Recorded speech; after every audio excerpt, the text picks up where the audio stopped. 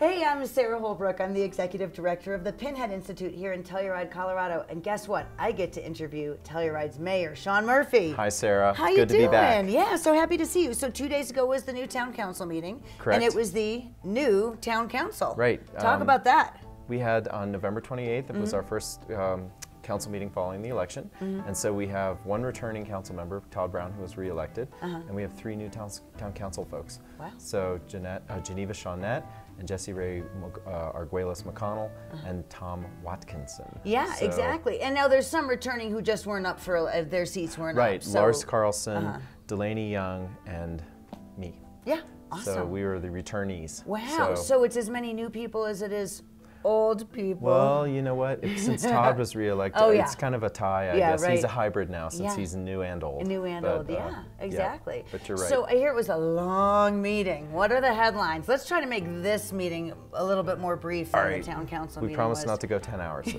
for your benefit too. Yeah. Well, we had a variety of topics that we covered, and so the first part of every meeting, our municipal charter requires that before we do any business at all, we go through an organizational meeting. So we swear in the new council people, we establish the calendar for the subsequent year, we establish committee roles and other liaison roles. Do the new people sign up for committees without you even knowing who they are or what they're all about? No, we try to make this a very democratic process, although you have a little bit of an advantage of seniority if you've previously served in a certain capacity.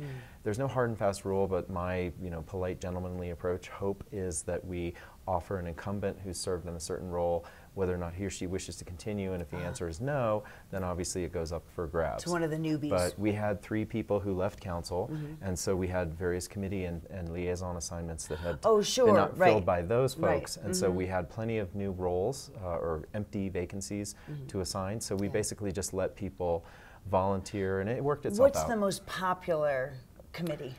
You know, it seemed to be that people had a great interest in the Housing Authority Subcommittee, as well as the transit roles that we have. So the body that oversees the Galloping Goose in town, we have 2 members of town council, Todd Brown and myself, who are members of the SMART board. But we also have an alternative for that board, and that had previously been Kristen Permakoff, who chose not to run again. So we appointed another member to be her successor. And we also have I would say the next most, sort of interesting things were the Eco Action Partners liaison role, as well as, Todd Brown has kind of staked out most of the environmental committees. Yeah, sure. But we did have a few things where others could start getting involved in those roles too. So I would say across the board, expect change, and we'll have some new voices. Yeah. Oh, it's so exciting. Yeah, definitely. So we had the organizational portion of our meeting. Yeah. Then we had a bunch of new town staff to introduce. So we had 4 or 5 introductions. Yes. Now I saw you out with the new town manager is finally in town, right? That's What's true. his name? Ross Herzog. Ross Herzog, and he comes from. He comes from Northwest Connecticut. And he arrived on Thanksgiving Day with his family. So they have been integrated in Telluride for all of a week and a day at this point. Wow. And but they've adapted. Did he want to run fleeing from the room during the 10-hour town council meeting? I didn't ask. He's too polite to say. Back to Connecticut. Yeah. No, let's hope not. Okay, good. No, I think they're quite happy here. I had a chance to meet with them the weekend after Thanksgiving, and I met the whole family, so that was excellent. So he has 4 kids. How old are the kids? 2, 4, 6, and 8. Right, I think we talked about that. So we have, I guess, 3 more members of our school population, and then the 2-year-old Charlotte will eventually come along behind that. Yeah. But that's great. Yeah, so that's great. So for now, they're living at Entrada in a town-owned unit that we're leasing to them, and they're going to figure out what they might want to do in terms of a housing option that's more long-term. So, got it. But yes, Ross is just finally, I guess today is Friday the 1st of December, so Ross has completed his first full week, so hopefully he won't be giving notice Monday. Yeah, let's hope. I don't think that's an option. No, he seemed like he was very happy. He did. So the headlines from the meeting then are? Headlines from the meeting really are a couple things. Actually, the 2 most important things going on right now that we're in the process of considering, first of which is a multi-month process involving the Telluride Housing Authority guidelines. And so for our deed-restricted housing, this is town-constructed housing as well as mitigation units that developers are required to provide to the town when they build a new project. Like Element 52, for example, I think there are 9 mitigation units in there, one of which I live in. And so we, every 2 years, go through a process of thinking about, okay, what exceptions have come before us, applications for exceptions have come before us that highlight tensions or highlight areas where we're not covering. Yes, sure. exactly. So we've been in a process, this really began about 3 months ago. We've had a series of meetings at the subcommittee level to sort of brainstorm about, okay, here's the list of things that we feel like need to get corrected, or what else should we be doing? How do we adapt to the current realities and better serve in either income target markets or try to be more accommodating for people who might find themselves like in a 2-person, 2-income household that somehow get priced out or make too much money. Right, but there's but still a huge gap between deed restricted housing guideline and thresholds and open market. Sure. So you really found, or we have found, that in the 3 months we've been engaged in this, and we will continue to do this. In fact, today, just a couple hours ago, we had a 2-hour meeting that largely focused on what we heard 2 nights ago. 2 nights ago, we had a public forum that basically had a bullet point list of things we are considering. Nothing has been decided, and the idea was, let's gauge the temperature of the room. And thankfully, there were about 50 people who showed up. So, and that's great. I mean, if you think about it, Telluride has 330 affordable housing units within the town. And so if you almost had 1/6, or 1/6 of those represented. If it's one person on average per household that turned out. So that is a process that we will continue. We'll have another regular meeting January 5th, and then we'll have another regular meeting February 1st. Those are the 2 first Fridays of the month, each at 1 o'clock. And we will continue to focus on these guidelines and amendments. Excuse me. In those meetings, as well as one of the things that we stressed at the public forum that we did 2 nights ago is that we really want people to, if you can't come to the meetings, you don't want to come to the meetings, you just don't want to talk in public, email Lauren Bloemsma, LBLOEMSMA at telluride-co.gov. Lauren is our legal assistant, and so she's collecting on behalf of the subcommittee all the public comments, and each one as they come in gets bundled and sent on to the subcommittee members. And then we also take time then to consider where in this matrix of this menu of things we're considering, where does this comment fit, and what's the will of the people in terms of this topic or that topic. So the hot button issues within that sort of thing have been the idea of requiring potentially a lottery upon a resale of a town constructed unit. Which is not the case now. If you were to so fortunate as to get your, for example, Entrada unit or your Gold Run unit through the lottery process, at the moment you're not required to resell your unit when and if you go to do that through the lottery. You're allowed to do it on the private market. And so, although it would still have to be to another deed-restricted family, right? Of course, you'd always have to be a qualified purchaser in those cases. So there has been a suggestion that there's, maybe some favoritism that doesn't really open up the resale of those units to the whole community or to the whole qualified buyer pool. And so we've been sort of discussing this, and whereas you would think the equity argument would sort of push you toward, we really should do a lottery mechanism for resales, we have had a almost unanimously vehement outcry against that. So we had multiple people, in fact we did a show of hands straw poll at the meeting, about 10% of the people who attended 2 nights ago were in favor of imposing a lottery on a resale of that kind of a unit. And the other 90 wanted to sell it to whoever the heck they wanted to. You got it. So I got it, anyway, so we're sort of digesting that. Again, no decisions are made, and it's not too late to comment, so please send those comments to us. If you have an opinion about this, let us know. That's right, and many people do, and they shouldn't be shy. Right. Okay, so housing is one. Housing is one. The other really important thing going on right now is that we're starting a conversation about land use code amendments. And that really turned into a very hot button and lengthy issue. In fact, our meeting was about 2 hours longer than projected. Okay, let's summarize this. So let's try to make it not 2 hours longer than projected. Okay, there's about 5 changes to the land use code that were proposed. The most significant one that we're still trying to wrap our head around is these so-called mitigation fees. So when you go to build a project, a commercial project, the town will do a calculation and say, okay, your project is going to create the need for 4 employees or 6 employees. And then you will have an affordable housing mitigation obligation, a dollar amount that's geared toward that number of employees times a dollar rate per square foot that you assume and one of those employees would need. And so we've previously not been applying that to residential projects.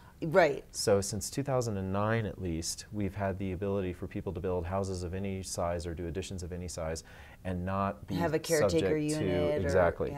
But then the reality that most communities have recognized and that we recognize but haven't yet implemented is that residential units and residential housing creates the need for employees as well. People have housekeepers, gardeners, caretakers, other service personnel, maintenance. Yeah. You know, so we've decided that, you know, we probably should be updating our land use code to not just impose that burden on commercial projects, commercial construction, but rather also on residential. And so the conversation that's just starting, that will by no means was not completed during our meeting, nor will it be completed probably in the next meeting or the one after that, will be, what does the community want us to do? Is this a fair and equitable thing to be bringing on now? Because the argument came very strongly across to us, hey, wait a minute, you know, all these other things are built. There are very few buildable lots left in Telluride. All of a sudden you're going to penalize the newer builders rather than the people who built 5 years ago. Precisely. But didn't it used to be the case that you had to have a caretaker's unit or some kind of affordable housing? Well, that's separate. Okay. Depending on, I think it was a voluntary program. And voluntary, those were our employee dwelling units, the EDUs. Right. And so the EDUs, of which we only have about 40, I think, in the town of Telluride, those were voluntary things where if you were willing and you were a good person, whatever, however you want to characterize that, and wanted an employee in your backyard, like Kathy Green, for example, those people were given certain benefits or waiver of certain fees if they were willing to provide that kind of housing. So this is sort of raising money that will go, you know, this mitigation fee would be money that we raise that goes into our affordable housing fund that one day we build another project on like lot Virginia X Placer or or something. B or yes, Virginia Placer. Okay, so it's not about building a housing unit for an employee when you're building a residential unit. It's about a pool of money that can help build employee housing. Right, and to keep this in perspective, at this point we were told that about 10 to 15% of the $800,000 that we get each year in annual revenue into the Affordable Housing Fund comes from these mitigation fees. So 10%. About 10 to 15%. Okay, so now that's not much when you're because thinking we're only of applying, exactly, we're talking about $80,000 to $120,000 of the amount that we get annually. Now, one could argue and that that's annually for everything in Telluride, derived from commercial projects only currently, but if we expand that to residential, who knows what the amount that we might realize from that is. Right, but if you think that, you know, to build a garage, you pay $300,000. I mean, paying, but, you know, everyone in town paying a total of $80,000 doesn't seem that much. Well, true. So that is a public conversation that needs to continue, and from which we need to, you know, solicit more opinion. Right, so when's the next one again? Because we should all share our opinion, shouldn't we? Yes, this, we have sort of penciled this in to revisit on January 16th at our next meeting. The reason being is that we had public comment that said, hey, why are you bringing this significant issue up during off-season? Right, so let's get it smack dab in the center. Fear was, okay, our next meeting, regularly scheduled December meeting is December 12th. So if we consider this on December 12th, people could make the same argument. Wait, people aren't quite back yet, or you know, some of our part-time 8-month-a-year residents, et cetera, locals that haven't come back yet from being off for off-season. So we want to make sure that this gets a fair and adequate hearing, and we want to make sure that people have an opportunity to comment. So that, again, please feel free to send us your comments on email, call us, stop us on the street, give us feedback. I've been getting steady feedback in the last 72 hours about this topic. Right, because it was probably pretty interesting to the people who were there. It was, and it certainly took an enormous amount of our time. So no decision was made. We actually deferred action. We were thinking about adopting a certain approach, and we decided, wait a minute, we need more public input here. So we'll go ahead and defer that for another 2 meetings. So you've got 6 weeks to think about it, formulate a view, and share it. Awesome, that sounds great. Let's talk about revenue, sales tax and real estate transfer tax. How's that looking for the town? Looking very good. It's December 1st, but the most recent numbers we have on sales tax are through October 31st. Okay. So through October 31st, we're up 5.7%. Versus the year prior. So we are doing very well. We had only budgeted for a 4% increase, so we are exceeding that. And the last 2 months of the year, especially December, should be strong sales tax. So I'm thinking we're going to be definitely single-digit up for the whole year. Sure. The real estate transfer tax is actually a story of plenty of riches. Through October, through October. We have actually achieved more money now through October than we did for the entire 2016 period. So for 2016, we raised a total of $4.7 million from the real estate transfer tax.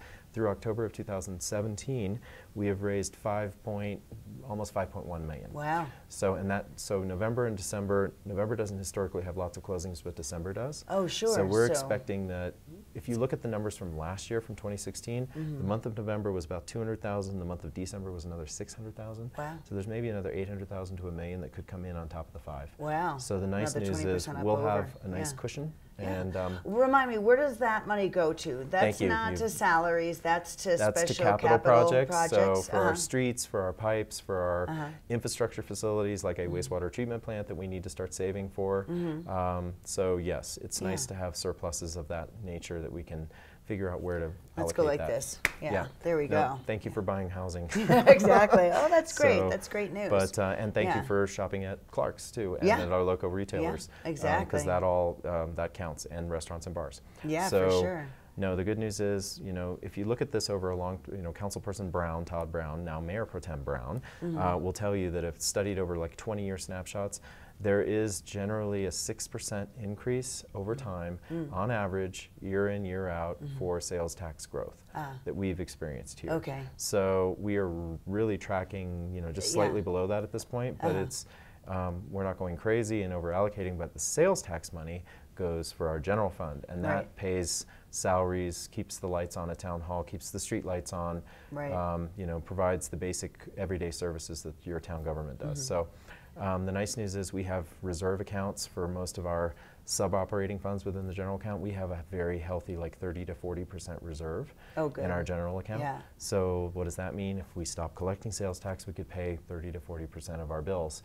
without with any just more that revenue. reserve. So we're in good shape. And that's, Speaking of, though, are we a little worried about what's coming on since there's no snow and we're afraid that people might not be coming to town and might not be spending their dollars in our stores? What are we thinking about that?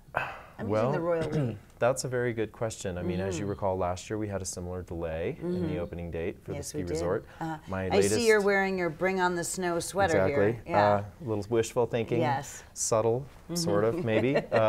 But lightweight enough because we're having these abnormally warm temperatures. Warm days, exactly. I saw like 2 snowflakes this morning. I did a dance of joy. That's a very good question. And then they went away. In fact, I had these German friends who were thinking of coming to Telluride for my birthday, December 18th. So they were going to come the 16th to the 19th, and they were planning on skiing. And I said, well, we're now opening. The ski resort here will open on December 7th. At least that's the latest data from the ski company. But you might be, having very limited terrain, which in fact I found out over Thanksgiving because I skied Vail and Beaver Creek that day. Oh, how was that? And very brief. Tiny little portion of Vail open, 1 run, not even top to bottom. Beaver Creek, a single run, top to bottom. But Vail was incredibly icy. It was all man-made. And the Beaver Creek, they had benefited from a little bit more snowfall, but I mean, that's why it's we're so all important suffering. for our town and every town to be carbon neutral, so that we don't have climate change, keeping our snow away in the winter. You've got it, exactly. And frankly, we were just having this discussion at the Telluride Housing Authority subcommittee level because some of our workforce are ski instructors who rely on that portion of their work to get their 1,400 hours a year, for example, if they own, or 1,000 hours a year if they're renting a deed-restricted unit. And so this person with whom I was talking, she's like, wait, I'm losing already 2 weeks of employment. And that's a lot of hours. Potentially put me short for this requirement. So this will have implications not just for our sales tax thing, but it could also hurt our locals in other ways. Although I will have to say, one of my friends reported yesterday that her husband has found the hiking conditions better now than in June. No mud and no burrs.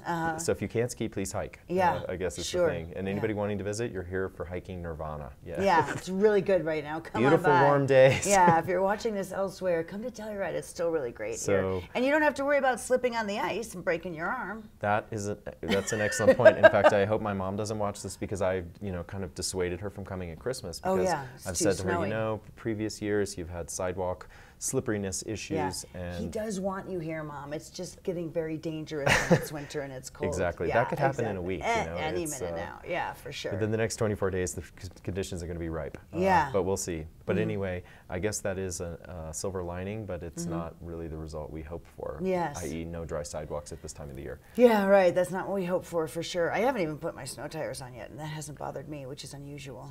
Normally I have them on like 8 months of the year because I'm a very cautious East Coast transplant, so I drive very slowly with my studded snow tires. As everyone should. Yes, Speed exactly. is the leading cause of mishaps, so no matter what your equipment is. Yeah, definitely. Hey, let's talk about SMART a little bit. So that's the, what does it stand for? San Miguel Authority for Regional Transportation. And you're on the you're on the board. I'm actually one of the 2 Telluride Town Council designees as board members. The SMART board consists of 2 board members from the town of Telluride, 2 from the town of Mountain Village, and 2 from the county. Yeah. So with an alternate for each. So it's a 6-person board, and we, thankfully, just like we hired our new town manager for the town of Telluride, started this week, Monday, November 27th. Right. The new executive director or chief administrator for SMART started as well. His name is David Averill, and he came to us from Fort Collins, formerly also a CDOT executive. Yes. So we have very highly qualified. Very excellent person that has more insight than any of the rest of the board put together. Sure. So we are in very good shape in terms of day-to-day management and also growing that organization going forward. And has the extra Lawson service started already? It has. I know you guys were voting on it the last meeting I attended. Yep. It started during the month of November. Wow, tell us about that. In fact, 7 days a week now, and running until 10:30 at night. So this is how often? Huge. Every half hour. Wow, that's great. So. Yeah, as it should be, and then it'll keep more cars out of town as well. True, and it'll make life easier for people who want to come into town, or people who want to linger and enjoy a beverage after work or something. Yeah, take the bus and not home, have to drive. be safe. So, yeah, that's great. Always good. Are you ready for a question from our community because it has to do with parking? Sure. Okay, yeah. So I know that we were talking about the different permits that you get in your window depending on where you live, and how sometimes our on zone the parking West End system, it's difficult. I have a friend who recently moved out of town but owns a business in town and went to get his parking permit for his car, and they're like, well, you have to be a resident. You can't live out of town and drive into your business. And so where is his business located? Because some zones, right like, for on example, Main Street. Main Street is yeah. So because right, the metered exactly. parking So you on would Main know. Street, that's not in a defined parking zone. Yeah. Because usually the rule would be, let's say your business was on Pacific Avenue. Right. You're probably in zone W. Right. And so the warehouse area, and you would, each business in that zone, I think, is entitled to up to 2 parking permits per year. Yeah. If you're in, for example, the West End where I am, although Element 52 is not allowed to have any of these things, but if you lived at Viking Lodge, let's say, let's say your business was where Telluride Bites is, or one of those design businesses, like kind of across from Enlighten or Carhenge, whatever, next to there.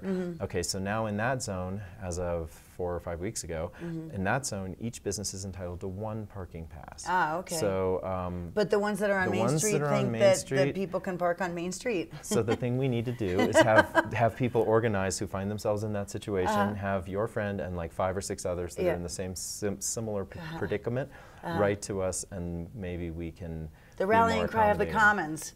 Yeah. You're right, though, because I would say that if you were talking to our planning department, they would probably explain to you that, well, if he has a business on Main Street, each business is required to have a certain number of parking spaces, and so he should already have one. Yeah. But I know that's not the reality. Yeah. For example, the building in which Arroyo used to be, there are a number of small offices on the 2nd floor of that building, and there are not 1 parking space per business. Little office per business in that building complex.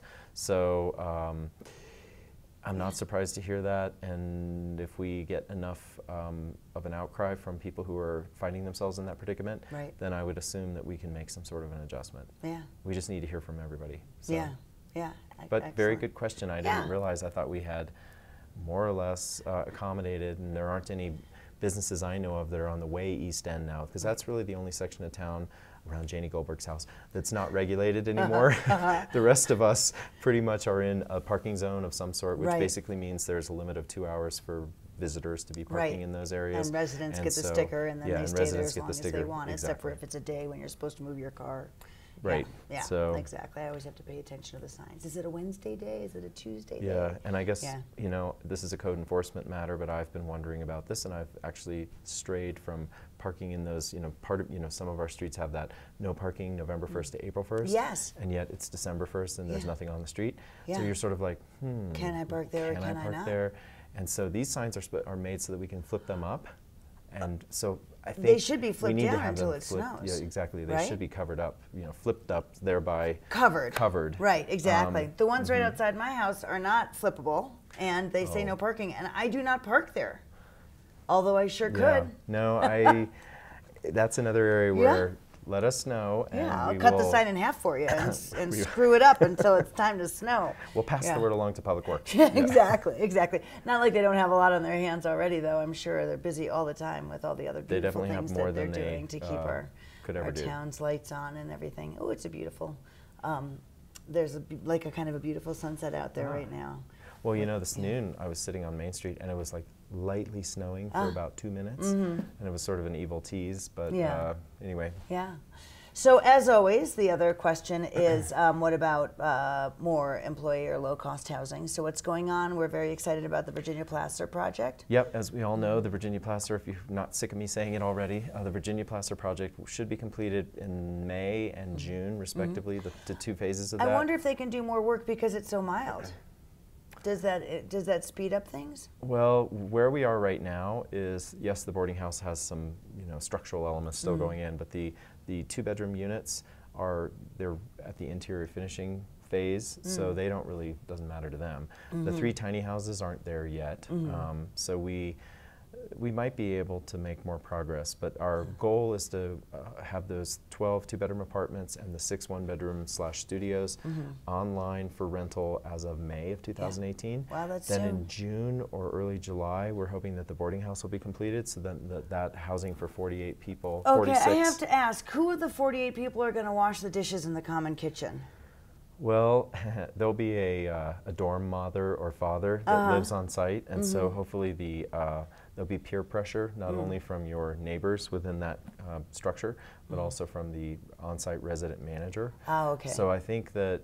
Is that a paid position, or is that someone who gets free or cheap rent? These come with like a common set of dishes or anything, so it's more like your own dishes. Are you going to leave them out? Do you want them like tossed, or I'm not saying that's what's going to happen to them, if they're dirty, so we've kind of tried to design individual spaces within the kitchen where you can store your own dishes and glassware, and so, but I wouldn't think you'd want to leave those out, knowing that there were 45 other people that that could be spitting on them or something gross like that. I'm just saying. I'm just imagining the worst. My mind is going to the worst. It's a possibility. Yeah, but so the house person who's going to be more or less in charge, is that a person who gets paid, or is that a person who gets free or reduced rent? It should be the latter for sure, and then there may be some form of a salary in addition there too. Yeah, what are the prices for a rooming house room? Are they by the month? Are they by the night? Are They're they by the week? month. Actually, we're going to do 6-month leases there, and we haven't finalized those numbers, but my recollection is that you're looking at around $300 a month for one of those spots. So they're designed to address the most basic entry-level point of the market. People who are like out of college and have been here for a year, let's say, and are not adverse to having like a big shared communal living situation. So we're hoping that we do get a range of ages as well, but we're thinking that this is going to be folks who have been here for just a couple years at this point and are looking to get from there into maybe a 1-bedroom after that. But and is that going to be a lottery also, like everything else? That's my understanding. We haven't done, we typically do lotteries for sale, for the for-sale properties. But for the rental thing, it depends on the number, the amount of interest. If How we do you gauge know what the interest, like are you just taking like names on a waiting list at this point? Or? The Housing Authority will have a separate application. In fact, the town actually, we have a rental manager, Melanie Wasserman, and she is going to be in charge of managing the rental process for that building. She already manages the rental process at Chandoka, but she will also then manage the Virginia Plaster process. And so our expectation is we will have more people interested than space available. And then my assumption is that we would have a lottery at that point, but nothing has been finally determined on that either. But stay tuned as we get closer. Yeah, it's going to be fun to imagine that people will be moving in there and having pretty affordable housing, which is a nice thing. Yeah, so it'll be great. That'll be an exciting time. So we have got that project. We're getting closer on the SMPA lot. We're in the process right now of getting a guaranteed maximum price worked out between the town and the constructor. So we're still in that process. I'm hoping that in the next week or 2 or 3 or 4, that'll all be finalized, and we'll the know. SMPA lot?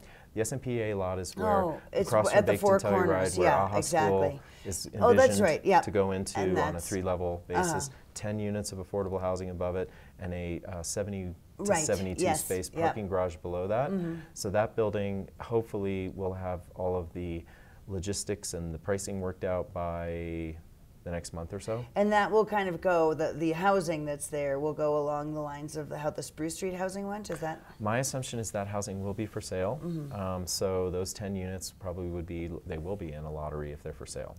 Yeah, sure. So 10 lucky families or households will get to enjoy those at some point, maybe 2 years from now. Then we're also in the sort of final design phase of the, now that's final design at the subcommittee level before it goes to HARC, of the Lot B, so the 16 3-bedroom, 2-bedroom. Do you have architects for that? Yes, we do.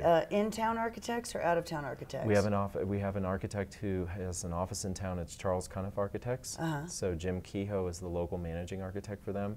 He's the architect that did the town stage project.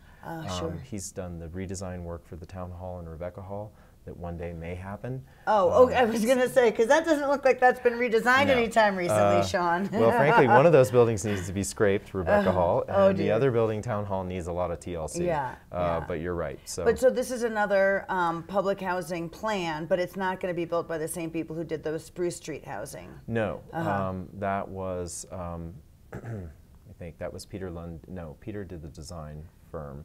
Fuse Architects did the design, and then Osborne Construction did the construction build. And of is Spruce this House. one going to be a design this build one will be total? a design build team. So it's Charles Cuniff Architects that is the architect design team, and the build team on that one is RVE. So that's Ridgeway Valley Enterprises, and so they are currently based in Ridgeway.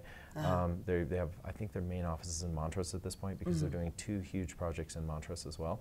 But they will be the ones constructing the 16 townhouses that we do on Lot B, between Entrada and Mahoney. Okay, so got it. So kind of in the RV lot. Yeah, in the RV lot. So what's also known as Lot B, but it's really common parlance RV lot. RV lot. And so what was or is now the RV lot will eventually be houses on top of the tarmac there, some of it. So what'll happen is our goal, it's currently we have sort of striping for about 80 vehicles. And after we take some of this portion of this, we will restripe the lot, and we will have between 60 and 63 parking spaces remaining. Okay, so you're not losing a lot. So we're not losing that much. We're basically just going along the edge on one side. Got it. Is there thought about making Carhenge multi-level so that it can take more cars? That is definitely part of the West End sort of planning exercise that we'll be engaged in the next year to 2 years. Carhenge is a little bit unique because we have a couple of burdens that run with that lot. It's not a little bit unique. It's either unique or it's not unique. It's binary. It's highly unique. It's unique. You can't qualify unique. You can adjectivize it. No, no, you if just that's can't. Not a word. You can't. Anyhow, okay. Carhenge is unusual. Carhenge is burdened by the following 2 easements. One of them is that the Federal Transportation Authority or Administration, FTA, gave the town of Telluride approximately $1.4 million during the 1990s, I believe. And that money was to provide for day parking for commuters for 144 cars. And so we need to be mindful of that. That lot holds about 230, let's say, cars. Okay, but we're obligated so we're by obligated the terms to of that provide gift. day parking there or have that available at no cost. Okay. Then we have an agreement with Telski to basically dedicate a large portion of that lot for skier day parking in the winter.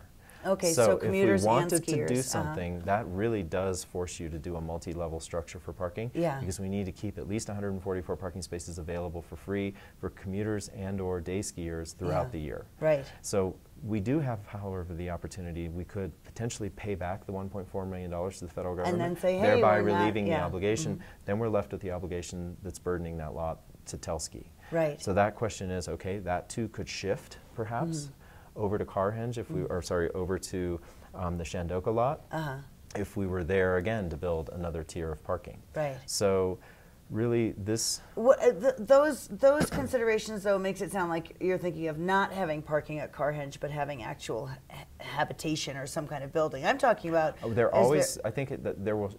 Right now, we're obligated to always have parking of some sort of a minimum amount at Carhenge, regardless of what else you want to do. So are you talking about people wanting to develop it? I was just wondering if they were going to make it into more parking by making it a multi-structure, multi-level structure rather than just an open parking lot. If but we what were you're to saying do is that, the developers want to actually build housing there. Is that what you're saying? Well, nobody's come to us and asked to do that. But what we've looked at it as, okay, the place to really put the multi-parking, the intercept parking in effect for in town is really at the Shandoka lot. lot. Yeah. That's really where we should spend the money to build a multi-structure thing so that people can find it easily, and access in and out is better there than tucked down Pacific and over the bridge and through the woods to grandmother's house you go, and to the toe of the Speaking of, mountain. let's talk about Thanksgiving next. So, but yes, I see anyway, your point. Yeah. It's more, if you were just looking at this from a what's most ideal, most ideal is putting a multi-level parking structure on the Shandoka lot. Right. The Carhenge lot, you could do both. You could do something of that nature, and you could also do some housing, and hopefully some commercial. It should be mixed use. It should be more vibrant over there. Yeah. Because even if we build we're housing, pretty vibrant because that's where Pinhead is, and there were about 12 kids running and screaming around this afternoon before I came over here. Well, that's during the day, but then we don't want it to be dark at night. Yeah, and we right. want like restaurants and bars over there too. Oh, yeah. So the idea would be someone, including the town, would be doing some sort of analysis as to, okay, if you were going to have an ideal Carhenge, if you had this lot to work with, what would you want here? Sure. And it's probably a mix of hotbeds, it's a mix of long-term housing, it's a mix of restaurant, bar. I don't know if retail would really fly that well at that end of town, but you know, just to keep that neighborhood more vibrant and to actually draw some of those closer neighbors, steal them away from the Main Street people. Oh, yeah. So that would be, I think, what you would ideally do with Carhenge. And then back to Shandoka parking lot, that we've looked at that from time to time, and actually there's a master plan from 1999, back when Elaine was the mayor, and they did a series of studies between the late 90s and early 2000s.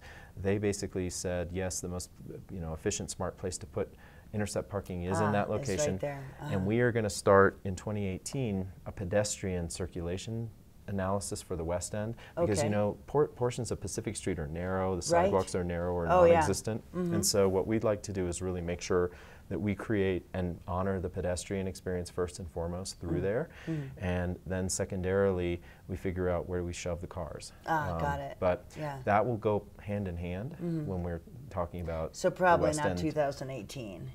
No, I mean, the other issue is building a parking lot, a multi-structure or multi-level parking lot. You can basically bank between $60,000 to $90,000 per parking space. Oh, Lord. So when you do your math, that gets expensive. you figure out, holy cow. Yeah, that's a lot of millions. We don't have that lying around. Yeah. We have tens of millions of dollars facing us for a sewer or wastewater treatment plant coming up that's more dire and more of a priority. But it doesn't mean we shouldn't be looking at this, and we shouldn't be figuring out, okay, is there a public-private initiative that could be done where we pay for the parking structure and then a developer comes in and basically pays for giving us more housing.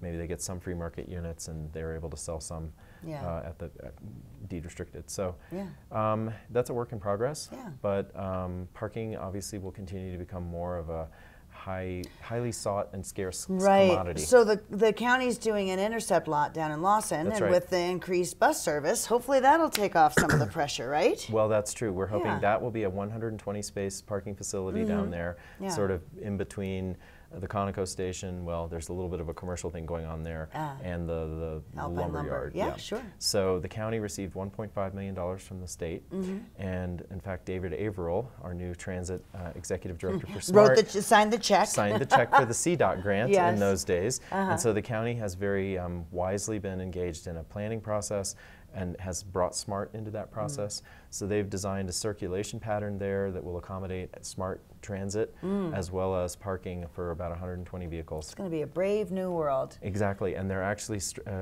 longer term thought is that we might go up in that location as well. Yeah, 60,000 per car. I get it. We're trying to be mindful of where you put pilings and footings and things to have so that you can we stack don't mess that up. Yeah, it's kind of like building with Lego or something, or Tinker Toys or something like that. Multi-year, exactly, Lego project. Yeah, excellent. I love it. Hey, what else are you excited about? What are you thinking about? What's going on in town that I have not asked you? Gosh, like I said, really the two most important things that are going on right now that matter the most to the most number of people are the Affordable Housing Guidelines discussion. That matters to 300 unit occupants in the town of Telluride, and the Land Use Code discussion that feeds indirectly back into the affordable housing equation, but also impacts people who are private property owners who didn't build their places yet. So we kind of need to balance these tensions, and we need to hear from on all those parties. Those are really the burning issues for How about this us. one? How was your Thanksgiving? It was great. Did you eat a lot of pie? I think we talked about pie I ate before. more pie than I ate turkey, yes. Really? And I there ate was so much actually a turkey I could barely cranberry eat the pie. pear, Ooh. like, pie thing. That Was it good? It was good. It was a little oversweet, but that's Oh, okay. that's strange because usually you would think cranberries, would woo, be not tart. so sweet well, at all. They compensated a little too well, but Oh, that's too okay. bad. I wasn't complaining. Yeah. I had 2 big pieces, but Yeah. no, I ended up spending Thanksgiving this year with some friends on the Front Range friends who traditionally go to Beaver Creek, and so their tradition is they go ski Vale in the morning, then they do a light Thanksgiving lunch, and then they ski Beaver Creek in the afternoon, and then they go have a serious Thanksgiving feast after that. So I did that with them for the whole day. Wow. So until 1:30 in the morning. So it was fine. Yeah. It was fun. Everyone was safe, and no one got hurt. Yeah, So I gained 5 pounds. I think we all gained weight, though. I was just going to say, I'm really only supposed to eat like lettuce and air for the next few weeks. Yeah, but it was great. And are you looking forward to the holidays, Christmas? I am. Oh, your mother's not my coming? My mother's not coming. My sister, don't tell my mother. I think my sister's coming up here. She lives in New Mexico. Okay. So it's an easy drive for her. Yeah, so I think we'll exactly. spend Christmas together, but otherwise, no great plans. Like I said, I have some friends coming over the week before Christmas for my birthday. For your birthday, yay. It's good, yeah. Yeah, So all right. Well, I'm excited. I don't know if you are, but. Oh, yeah. No, I'm so excited for Christmas. What's going on with the Pinhead Institute Oh, my these God, days, so or the much is Pinhead going on. Climate Well, Initiative? actually, thank you for asking. This very weekend, we have, I think, 50 kids, about 8 different teams that we coach, going to the regional championships for First Lego Leagues Robotics. Those are our robotics teams that we sponsor. So we have 2 in Telluride, we have 1 in Ouray, 1 in Ridgeway, 1 in Norwood, 1 in Natarita, and 1 in Paradox. And the Paradox team last year, first-year team, got to go to the state finals. But here's the kind of a cute thing. We collaborate with the Powerhouse Science Center in Durango, and we bring all the kids in with sleeping bags, and they sleep on the floor of the museum, and they watch Night at the Museum. And then the next day they go and they compete in the championship. So that's happening this weekend. Wish all our kids good luck. That's terrific. Yeah, so I'm really happy about that. And that's a free program that we get sponsorship for from the Telluride Foundation, among another, a number of other organizations that fund us as well. So we offer that program free, and we travel our instructors all over the place. And you spread across quite a large footprint. Yeah, yes. We're the entire southwest of Colorado. Yeah, absolutely. It's great. Well, thank you so for that's doing happening. That. Yeah, thank you. And then the Pinhead Climate Institute is chugging right along, and I think we're going to start some new kind of public information campaign trying to get people to use less power during the peak times of power, and that'll bring all our electricity bills down. But that's for another discussion. But yeah, we had meetings with the ski mountain just this week, and all sorts of exciting things going on. Well, I have a feeling we'll be talking in 3 to 4 weeks anyway. Yeah, so exactly. We can catch up again then. We'll have a teed up agenda for that. Yeah, and actually all December I'm going to be interviewing with a panel of interviewers all the different Pinhead intern applicants. And so we have I don't know, a lot, close to 100 applications from 12 different schools, from Cortez, and from the Mountain School, and from Telluride, and Montrose, Ouray, Ridgeway, Norwood, Nuclear, it's an exciting time. Wow. My eyes are bugging at all the applications I've just sorted through, but it's very exciting. And it's such a nice opportunity for those kids. They do such amazing hard work. That's great. And it's fun for me to drive around and meet all these kids in all these different schools. It's a wonderful time. The only pain is that my cell phone doesn't ring. I can't be on my phone while I'm driving. There are too many areas outside of our little population centers. Some people would like that, but I could talk all day long. Well, yeah. But I won't now. I'll say goodbye. How about that? Yeah. Goodbye, Sarah. Thank you very so much as always for the opportunity. All Thanks right, a we'll lot. see you next time. Okay, happy holidays in advance. Yeah, thanks. Bye. Thank you.